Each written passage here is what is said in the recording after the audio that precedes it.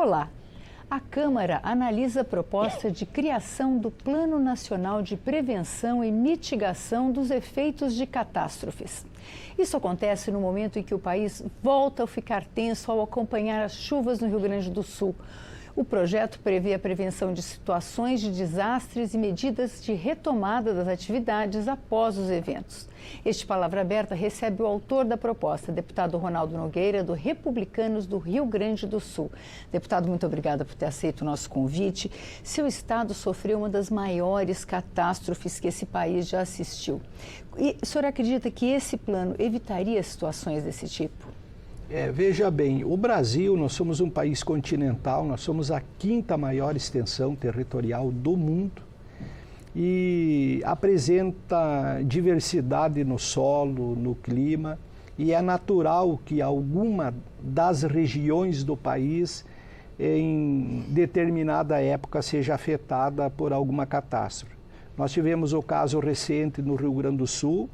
Na verdade, ele foi recorrente, porque nós tivemos 2023, 2024 e agora 2025 novamente. Mas tem outros estados da federação que também já foram afetados por algum tipo de catástrofe. Nós tivemos no estado de São Paulo, no Rio de Janeiro, no Espírito Santo, Minas Gerais. Isso falando das águas, né? Porque tem a seca também que já afetou o norte do país, né? Afeta nos últimos anos. Nós falamos aqui no caso de catástrofes meteorológicas, né?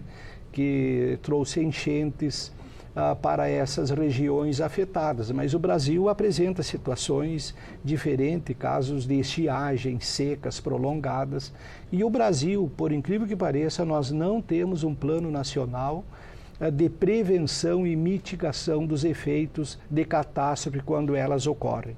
Todas as ações governamentais ocorrem por demanda, por improviso, e isso geralmente não produz bons resultados.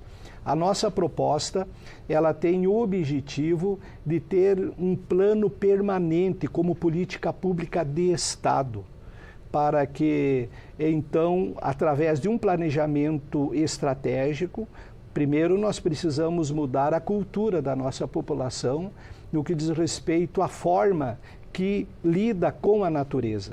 Pois é, isso é no sentido de ensinar para que ela consiga se prevenir dessas... ou também de mudar comportamentos? Isso, a mudança de comportamento. Uma pergunta bem simples. Qual o tratamento que eu dou para o lixo que eu gero dentro da minha casa? Né? Existem programas de Estado, plano, nos municípios,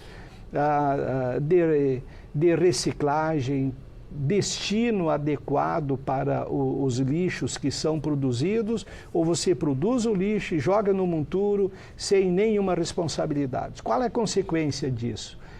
Os arroios saturados pelo lixo, esse lixo ele é despejado nos rios maiores e, por consequência, os dejetos ali depositados produz o entupimento dos rios, bocas de lobo, tubo e etc. E isso traz muitas vezes a grande parte das enchentes e do desdobramento desses casos é por conta da própria ação humana. Muito é consequência da ação humana irresponsável.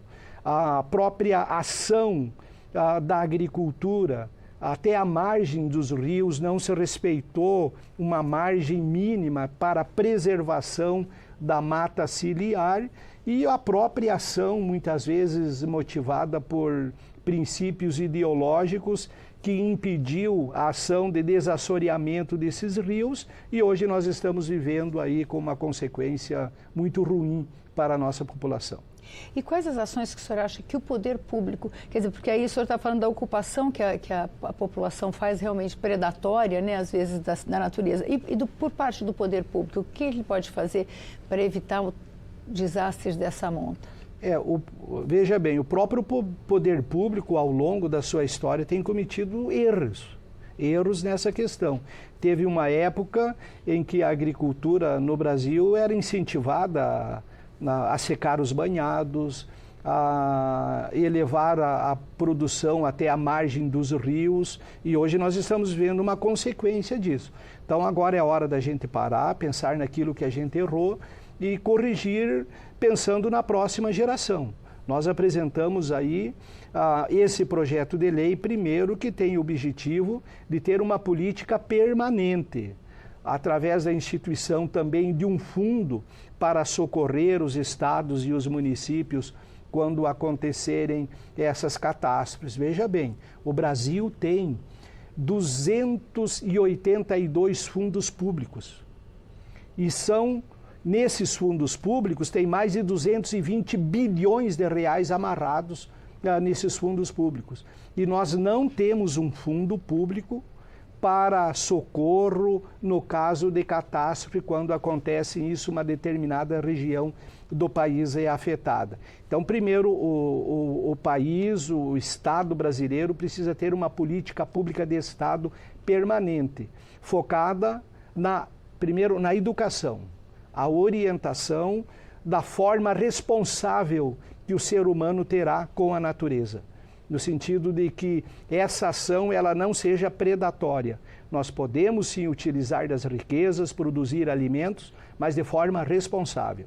A segunda ação é você realizar ações de desassoreamento dos principais rios. Falando no caso do Rio Grande do Sul. O Rio Grande do Sul tem 4 bacias hidrográficas. Tem a bacia do Guaíba, que abrange a região metropolitana, a bacia litorânea, a bacia do Uruguai e a bacia da Lagoa Mirim.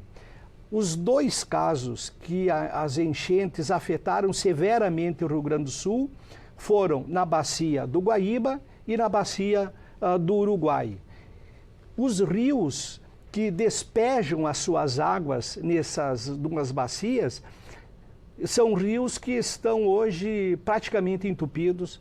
Não há uma ação de recuperação da mata ciliar. Então, primeiro, precisamos fazer a recuperação da mata ciliar, o desassoreamento dos rios, e lá na Lagoa dos Patos, nós precisamos fazer 2 canais secos elevados. O senhor tem propostas específicas do Rio Grande do Sul, né? Esses 2 canais estão no seu projeto, né? Isso mesmo. A própria lei, ela autoriza, a ideia é de que os canais sejam secos, elevados, que serão utilizados somente quando as águas da Lagoa dos Patos, porque a Lagoa dos Patos ela recebe as águas do Guaíba, de todos os rios, do Vale do Taquari, Vale dos Sinos, Vale do Rio Pardos e do Guaíba, despejam na Lagoa dos Patos.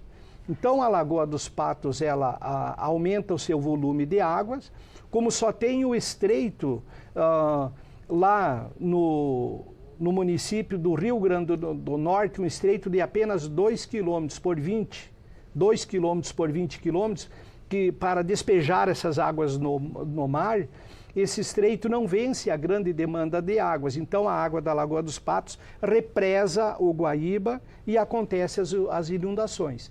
Então, esses 2 canais secos seriam utilizados somente em caso de elevação das águas da Lagoa dos Patos, como uma rota de fuga dessas águas excedentes para o mar. Alguns ambientalistas dizem que na elevação da maré, as águas do mar poderiam salgar a água da Lagoa dos Patos e prejudicar a pesca. Mas o canal ele será elevado. Nós podemos colocar comportas que evitem a entrada das águas do mar na Lagoa dos Patos. Eles seriam utilizados somente em caso de elevação das águas da Lagoa dos Patos quando acontecerem excesso de chuvas. O Rio Grande do Sul é cíclico. Período de inverno, chuva. Tem 2 períodos chuvosos no Rio Grande do Sul.